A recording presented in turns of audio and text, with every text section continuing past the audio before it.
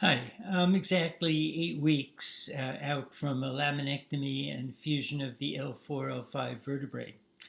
So, my original complaint was pain radiating from the lumbar region of my back down to my buttocks and the backs of my legs. That pain was severe enough that I couldn't stand for more than a few minutes. The pain is completely gone now. I still have some remaining pain horizontally across the lumbar region. I feel it if I stand and I flex my back muscles, or if I tilt to the left or to the right. My surgeon says this is from the cutting of the muscles during the surgery and should return to normal over the next 2 or 3 months.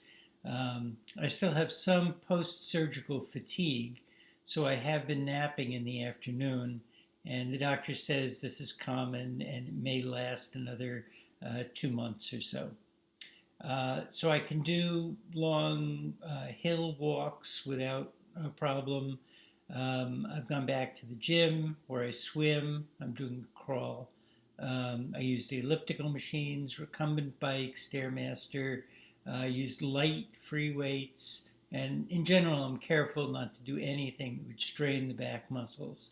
And I use the whirlpool after my swim, which feels very good. I've been driving and traveling without any problem.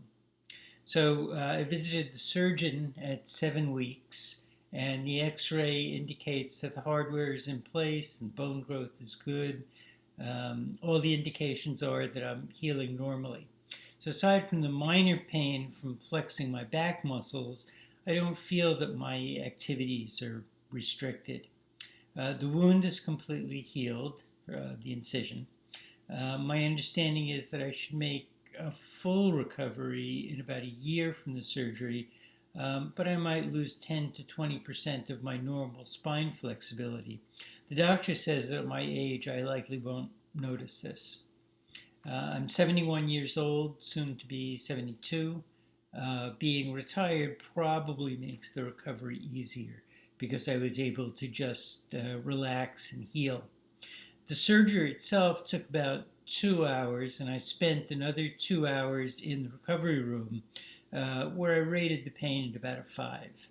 I had a pain pump, which I found pretty effective, and I wasn't very uncomfortable. When I was brought to the room, I was able to walk around the hallway. I had some pain in the back of my neck, but that was relieved using an extra pillow. The first night, I had difficulty emptying my bladder. By morning, I needed a catheter. It's the first time I've been awake for a catheter insertion. It wasn't fun, but it also wasn't awful. Knowing this, I might elect to have a flexible catheter inserted as part of the surgery, which I think is usually done. In any case, the problem didn't recur. I spent 3 nights in the hospital. The pain pump was removed the first morning. I had difficulty sleeping the first night, but after that, I slept very well. Sitting, standing, walking, and lying down were not particularly painful, but making the transition from lying down to standing, for example, was very painful, so be warned. In general, the pain was pretty moderate, and I think I only had 1 or 2 oxys during those first few days. I went home on the 4th day, and between the 4th and the 7th days, I had the most significant pain of the recovery. During this time, I took 2 5-milligram oxys per day. The pain was very severe in the buttocks and down the backs of my legs, similar to the original complaint, but much more painful. I believe this was caused by post-surgical swelling of the nerve canal. From watching other videos, I was expecting this. It was very difficult getting in and out of bed or rising from a sitting position. Here, having a raised toilet seat is really useful. When standing up from a sitting position, I found that it really helped to use my hands on the armrests of the chair to take the weight off my back when I was standing. The pain subsided on the 7th day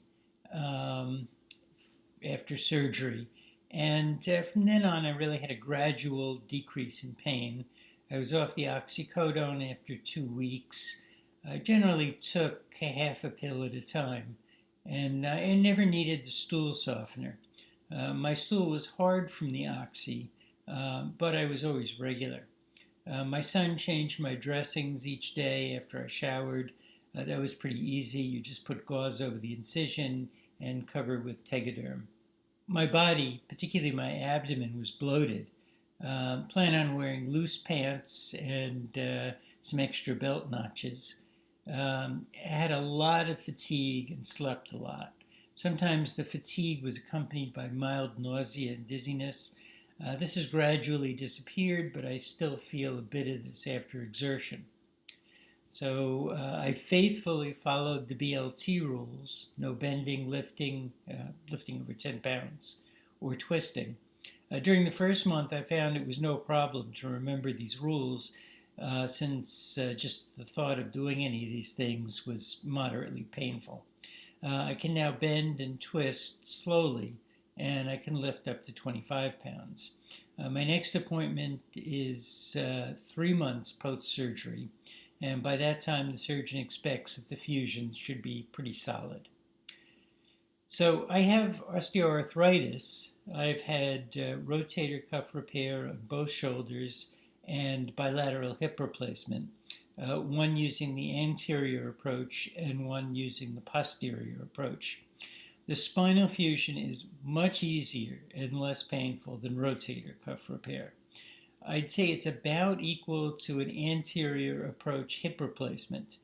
In other words, if everything goes okay, that the L4-L5 fusion isn't fun, but it's not terrible. If you're in pain from spondylolisthesis, I wouldn't hesitate to do the surgery.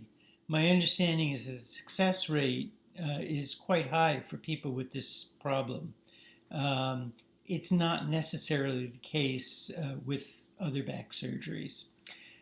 So if you're having the surgery, just prepare for some increased pain between the 4th and 7th days.